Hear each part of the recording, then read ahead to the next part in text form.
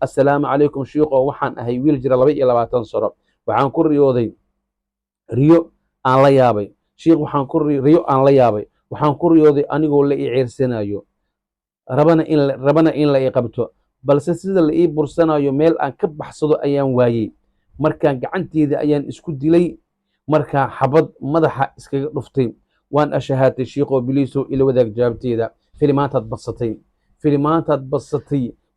assalaamu calaykum waraxmatullaahi wabarakaatuhu waa mar kale macalin muuse channelkuna waa macalin muuse official channel haddii ay tahay markii kuugu horreysay sidai caadiga ahayd waxa aynu kaa codsan jirnay goorahan oo kale inaad subscribe ka saarto channelka sidoo kale gambaleelka furato ugu dambeynne aad ku shargareyso inta afka soomaaliga ku hadasho ee walaalaha soomaaliyeed ah waxaan idiin rajeynayaa inaad caafimaad qabtiin aniguba sidii aan idiin soo hor fadhiistay aniga oo caafimaad qabo maanta barnaamijkeenu waa maxay maanta barnaamijkeenu waa su-aalaha jawaabahooda waa jeceshiin ma aho in su-aalaha la idinkaga jawaabo hoshiina waa waxa shaqadiina waa aadaa u jeceshihiin halkan waxaan kusoo qortay su-aalihiina 2 page waay ma ujeedaa 2 page aan soo qortay si aan uga jawaabo keliya su-aalaha idinka aad noogu soo qortaan commentiga maadaama aan meel kale aan diiday inaan jawaabaha aan ku bixiyo keliya aan ogolaaday in youtube-ka su-aal laigu weydiin karo aniguna aan muuqaal ahaan kaga soo jawaabayo iyadoon madax xanuun iscaaj buuq aanu jirin arrintan iyada aniga waa ku haystaa ka macalin muuse ahaan war ma idinku daalinayay su-aasha u horreysaan toos u gudagalayaa zamzam cali waaye 2 beri ka hore soo qortay 2 days ago inta ku qoran assalaamu calaykum shiiqow allaha khayr ha ku siiye riyadan iyo soo fasira tiri zamzam waxaan ku riyooday ee tiri gurigeenna oo masas ku jiraan annagoo 3 qof ah ayaa isku daynay inaan dilno way naga carcararayaan waan dili weynay maxay noqon kartaa in badan waan ka soo hadlay su-aasha masaska balse hadda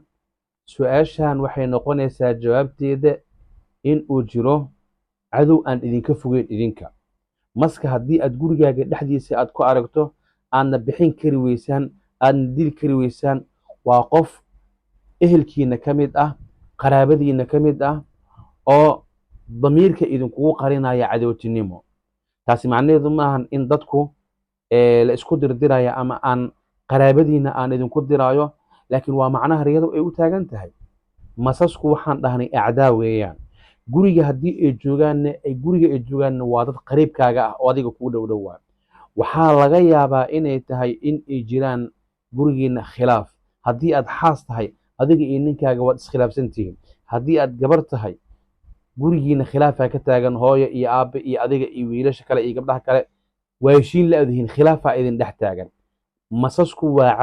cadowaa idinku dhex jiro ay cadowga allaha idinka qabta waayo gurigiina cadowaa ku jiree cadowgaasna cadow shisheeye amaahan idinka dhexdiina waaye allaha idinka qabto waa soo koobay jawaabta hidaayo cumar waxay leedahay riyada ilmo yar aan qaangaarin haddaad ku riyoota isagoo dheer oo qaangaaray oo weynaaday macnaheedu muxuu yahay waa faraj degdeg ah waaye haddii kurba ay ku hayso degdegaa lagaaga feedayaa haddii deen lagugu leeyahay degdegaa deyntaasi lagaaga gudayaa haddii dhibaato ay ku haysato dhibaatadaasi waa lagaa dulqaadayaa waa arsaaq degdeg ku imaanayso cunugan wuu yaraa riyadii waxaa ku aragtay isagoo weynaaday soo maahan haa waa arsaaq degdeg ah oo samada kaaga imaanayso wafi samaa'i risqukum wamaa tuucaduun roobaa kuu da-ayo insha allahu tacaala hidaayo waa mahadsan tahay siraaji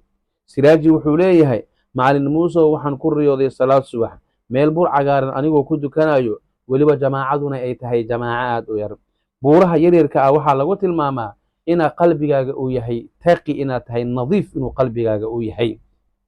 buurta cagaaran waxa weeyaan waxay tilmaamaysaa nin qalbigiisu uu yahay daahir ama nadiif salaada aad ku dukanaysiinne dhowaanshaha ilaahay aad u dhowdahay waxay kaloo noqotaa in qof adigu kaa darajo sareeyo inuu ku dulminayo dulmi lagugu hayo oo laakiin adiguna aad ilaahay xaggiisa aad u carartay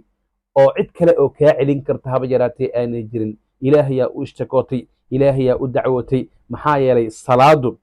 waa xiriirka ka dhexeeyo addoonka iyo rabbi subxaanahu watacaala inaa fahantaan rajaynayaa inta kale adaa dhamaystiran doona insha allah. sucaad cabdi waxay leedahay shiikow waxaan ku riyooday anoo ilmo dhalayo aan jidhka dadka oo kalena aan lahayn jismigiisuna madow uu yahay waxaan ahay gabar aan weli guursanin shiikow maxay tahay macnaheedu ilmahaas aad ku riyootay ee jidhka dadku aanay ahayn oo madow shaydaan riyo uu ku tusay waaye shaydaan riyo uu ku cabsi gelinayo waaye riyadaas iyadaa markaad sidaasoo kale aad ku riyooto markaad hurdada markiiba aad ka toosto soo weyse qaado 2 rakac duko hurdadaadana ku noqso dib dambe u arki maysid insha allah hada takhwiif min ashaydaana la dhahaa cabsigelin shaydaan uu ku cabsigelinayo waaye wax kale ma ahan allah ku barakeeyo waayahay xikma wuxuu leeyahay 3 biri ka hor wuxuu soo qoray assalaamu calaykum macalin muusow waxaan ku riyooday iyadoo naag sixirley ah ay isixirayso waanan isdifaacay oo adkaar waana ka baxsaday adkaar ayaan isku difaacay oo waana ka baxsaday waa mahadsan tahay xikma sixirka waa fitno sixirka waxaa lagu macnayaa fitno ilaahayna wuxuu yidhi walfitnatu ashaddu min alqatl fitnada ayaa waxay ka daran tahay dil qof inaad kow ka siiso fitnaa ka daran fitnadu waa maxay fitnadu waa diintaada oo lagaa fidneeyaa gurigaaga oo lagaa fidneeyaa noloshaada oo lagaa fidneeyaa ayaa fitna la yidhaahdaa walfitnatu ashaddu min alqatli ayuu ilaahayna ku tilmaamay subxaanahu watacaala idan marka sixirka waa fitno haddii aad xaas tahay walaalayaana ninkaaga lagugu dirdirin gurigaaga yaan la burburinin laakiin adkaartan aad ka akhrisatay waxay tilmaamaysaa macnaheedu in ilaahay uu kaa badbaadinayo sharta iyo dhagarta haweenka inuu ilaahay kaa badbaadinayo marka waxaa jirto waxa weeyaan waa haween dhagar qabayaal ah waaye macnaheeda waxay leedahay gabadha la yidhahda magaceeda raxma nur ayaa waxay leedahay assalaamu calaykum shiikow hooyaday ayaa waxay ku riyootay ayadoo wiil dhalayso wiilkana uu leeyahay wax kasta ku siinayaa aabbahayna uu ku faraxsan yahay dhalashada wiilka ee iisoo fasir hooyadaa haddii ay islaam weli dhalaysa ee tahay khayr iyo bishaaro iyo roob idin di'i doono waaye hooyadaa haddii ay duq tahay oo dhalmo goysayne riyada waxay ku furmaysaa hooyada gabar ee dhashay adigaba allah ka dhigay adiga oo raxmo ahba inay kugu furmataa laga yaabaa haddii hooyadaa aanay dhalaynin oo ay islaan caadadii jartay ee tahay riyadaani waxay ku furmaysaa ubadkeeda mid ka mid ah wiil ama gabar oo iyadu ay dhashay dhabarkeeda iyo faraceedana ah ayuu ku furmaysaa ama haddii iyadu weli ay dhahay islaan dhalaysa haddii iyadu ay weli ay tahay ubadku waa arsaaq ilaahi subxaanahu watacaala ayaa wayarzuqu min xaysu laa yaxtasib meel aanu filanaynin idinka arsaaqaayo oo ubadku waa arsaaq oo ilaahay ayaa arsaaq aad ku farxdaan idin siinayo insha allahu tacaala xafsa cali waxay leedahay assalaamu calaykum shiikow waxaan ku riyooday naag deriskeenna oo wax qaxwo u eg albaabka gurigeenna kusoo shubayso bimacnaa waxa weeyaan sixir iyo wax saasoo kale aad kaga shakisan tahay laakiin riyada noocan oo kale ah shaydaanku waa cadow wuxuuna doonayaa inuu deriska kugu diro nebigana wuxuu yidhi calayhi salaatu wassalaam maa zaala jibriilu yuusiinii biljaari xataa danantuhu annahu sayuwarithu yacni siduu igu dardaarmayay jibriil deriska jeer aan u maleeyeybo inuu deriska uu idhaxlaayo derisku xaq aan caadi eenu nagu leeyahay waljaari ljunubi waxay ahayd aayaddii qur-aankeeda ahayd marka deriskaaga inuu shaydaan kugu dirdiruu rabaa shaydaan si walba iyo meel walbuu nagala dagaalamayaa gabadhaasi iyo maamadaasi maamo xun ma ahane shaydaan yuusan kuu xumaynin aan ku dhihi lahaa aniga wallahu subxaanahu watacaala aclam maariya faarax waxay leedahay macalin muuse waxaan ku riyooday aniga oo saaran gaari qurux badan nin aan garanaynin qori weyn oo dhashiika ah igu xabadeynayo qoriga xabadaha ka soo baxayo dhabteedii ku dhacaysaa iyadoo ah qoryo yaryar waxay leedahay xabadii soo dhacdaba gacantaan ku qabsanayaa wax cabsi ahna iguma jirto caadi ayaan ahay dadkuna ay yaaban yihiin oo ay leeyihiin gaariga sida loo xabadeeyey iyo siday wax u gaarin isma lahan hadda ka hor nebiga waxaa u yimid nin calayhi salaatu wassalaam ninaa u yimid markaasuu wuxuu ku yidhi nebiyow waxaan ku riyooday iyada oo aniga qoorteeda ee go'day oo horteeda ay ordayso anigana aan ka daba ordaayo intaan dambe ayaan madaxayga ku bursanaya oo aan leeyahay madaxaygiio iisoo laabo ee nebiyo io fasir markaasuu nebiga wuxuu yidhi war waxyaabaha shaydaanka uu idin tusinayo ee khayaaliga dadka hauga sheekeenina marka arrintani waa arrin khayaali ah waa tiyoo kale waayo intee ku aragtay xabad sidii dharka camal dharkeyga sidii rooc camal ugu da'ayso ku daadanayso anna waa qaqabanaya waxba igama darayso dadkuna waa iga yaabayaan intay ku aragtay waxaasi waa lucba min ashaydaana la yidhahdaa waa shaydaan kugu ciyaarayo waaye waxyaabaha mustaxiilka ah ee aan suuragal ahayn haddii lagu riyoodo waa shaydaan gaming kugu ciyaaraya maskaxdaada ku ciyaaraya waaye wax kale ma ahan marka midaan iyadaa talaacub shaydaana la dhahaa waxaasoo kale looma jaxanjaxo cidna lama weydiiyo loomana jujiyo waa laga sii socdaa waa la cudubilaystaa sababtoo wax dhici karaba ma ahanba ma oho faysal ayaa wuxuuna leeyahay assalaamu calaykum shiiqo waxaan ahay wiil jira 22 sano waxaan ku riyooday